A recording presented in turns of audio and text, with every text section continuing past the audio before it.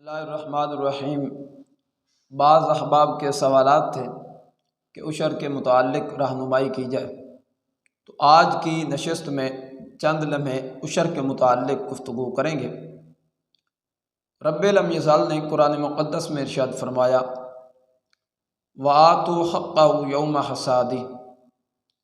کہ کھیتی کٹنے کے دن اس کا حق ادا کرو۔ سب سے پہلے عشر کی تعریف جان لیتے ہیں کہ زمین کی پیداوار میں سے شریعت کا مقرر کردہ حصہ مخصوص افراد کو دینا عشر کہلاتا ہے۔ عشر ویسے زکوٰۃ کی ایک قسم ہے، لیکن یہ زمینی پیداوار پہ ہوتا ہے، اور زکوٰۃ سارے مال پہ ہوتی ہے، ساتھ دیگر شرائط بھی پائی جائیں تبھی زکوٰۃ ہوتی ہے۔ جبکہ عشر کے متعلق یہ ہے کہ زمین کی جو بھی پیداوار ہوتی ہے اس میں شریعت نے جو حصہ مقرر کیا ہے وہ ادا کیا جائے گا۔ تو اس کے متعلق یہ ہے کہ جو شخص عشر نہیں دیتا، علماء نے عشر ادا کرنے سے پہلے زمین کی پیداوار کا استعمال کرنا حلال نہیں لکھا۔ یہ بہت بڑا لمحہ فکریہ ہے۔ تو اس لیے جو زمین کی پیداوار ہو اس میں سے شریعت نے جو نصاب مقرر کیا ہے وہ ادا کر دینا چاہیے، تاکہ ہمارا جو مال ہے یہ پاکیزہ ہو جائے۔ ویسے نبی رحمت علیہ الصلوۃ والتسلیم کا فرمان مقدس ہے، فرمایا سرکار نے کہ زکوٰۃ دے کر اپنے مالوں کو مضبوط قلعوں میں کر لو اور اپنے بیماروں کا علاج صدقہ سے کرو۔ تو عشر بھی چونکہ زکوٰۃ کی قسم ہے، تو جب آدمی عشر دیتا ہے تو آدمی اپنے مال کو محفوظ کر لیتا ہے، اور بلکہ یہاں تک ہے کہ جس نے اپنے مال کی زکوٰۃ ادا کر دی یا عشر ادا کر دیا، بے شک اللہ تعالیٰ نے اس سے شر کو دور کر دیا۔ اور یہ بھی روایات میں آتا ہے جو قوم زکوٰۃ ادا نہیں کرتی اس قوم کو قحط سالی میں مبتلا کر دیا جاتا ہے۔ اس لیے چونکہ عشر بھی زکوٰۃ کی قسم ہی ہے، تو ہمیں چاہیے کہ ہم عشر کو ادا کریں، اس میں غفلت نہ برتیں۔ اب یہ کہ عشر کتنا واجب ہے، کس زمین پہ واجب ہے، اس کے حوالے سے گزارش یہ ہے کہ جو بھی زمین سے پیداوار ہو، جو بھی کھیتی اگائی جائے اس پہ عشر واجب ہے۔ لیکن بعض زمینیں ایسی ہیں جن پہ 10واں حصہ واجب ہے، اور بعض زمینیں ایسی ہیں کہ جن کی آمدنی پہ 20واں حصہ واجب ہے۔ وہ زمینیں کہ جو فقط بارشوں سے سیراب ہوتی ہیں یا ایسے نہری پانی سے سیراب ہوتی ہیں جن کا معاملہ نہیں دینا پڑتا، یعنی کہ حکومت کو رقم نہیں دینی پڑتی، تو ایسی زمینوں کی آمدنی پہ 10واں حصہ واجب ہے کہ جتنی بھی آمدنی ہوگی اس میں سے 10واں حصہ رائے خدا میں دیا جائے گا، لیکن انہی کو دیا جائے گا جن کو شریعت نے ارشاد فرمایا ہے۔ اور وہ زمینیں کہ جن کو ٹیوب ویل کے ذریعے یا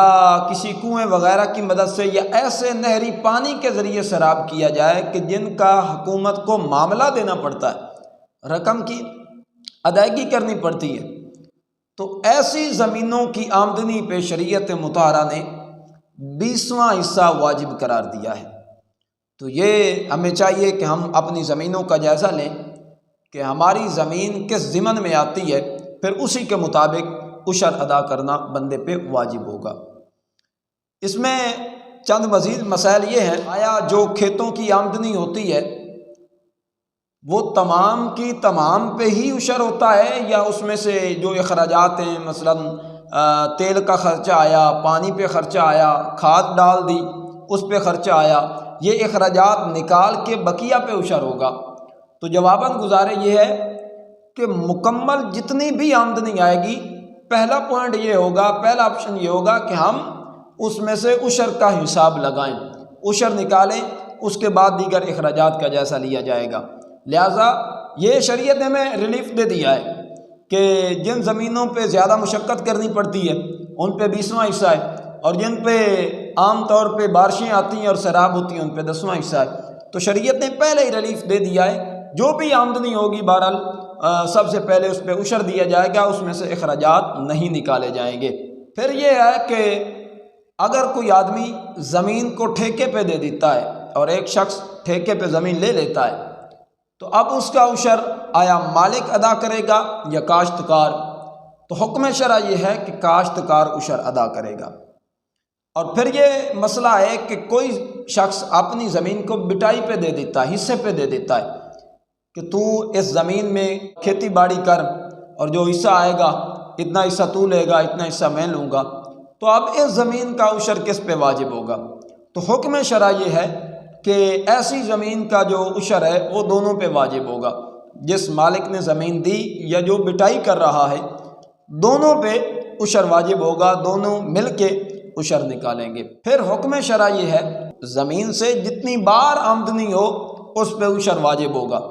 چاہے ایک سال کے اندر چند مرتبہ کھیتی باڑی کر لی تو زمین کی جتنی بھی آمدنی ہوگی، چاہے وہ اینیون کماد ہے، چاہے وہ گندم ہے، چاہے وہ جوار باجرہ یا دیگر جتنی بھی چیزیں ہیں،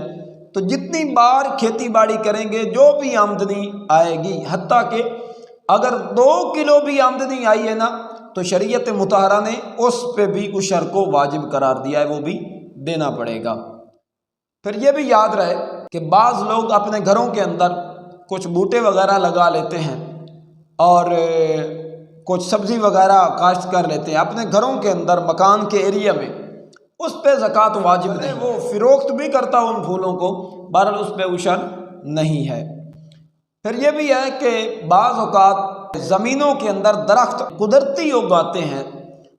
تو ان درختوں پہ بھی عشر نہیں ہے۔ ہاں، اگر خود درخت اگانے کا سارا سسٹم، ساری پلاننگ بنائیں، بیج وغیرہ بوئیں اور یا پودے لگائیں، پھر درخت اگیں تو پھر ان درختوں پہ عشر ہوگا، لیکن جو قدرتی اگاتے ہیں ان پہ عشر نہیں ہوگا۔ پھر یاد رہے کہ چونکہ گندم کا موسم ہے، بعض اوقات احباب یہ بھی سوال کرتے ہیں کہ آیا یہ عشر صرف گندم پہ ہوگا یا گندم کا جو بھوسا ہوتا ہے، توڑی جس کو بولا جاتا ہے، اس پہ بھی ہوگا؟ تو حکم شرع یہ ہے کہ عشر صرف گندم پہ ہوگا، بھوسے پہ عشر نہیں ہوگا، چونکہ وہ مقصود ہی نہیں ہے، وہ تو ایک ضمنی چیز ہے، اس پہ شریعت مطہرہ نے عشر کو واجب نہیں قرار دیا۔ اب یہ سوال ہے کہ عشر کس کو دینا چاہیے، تو یہ دوسرے پارٹ میں ملاحظہ فرمائیے گا، مکمل ڈیٹیل دوسرے پارٹ میں عرض کر دی جائے گی۔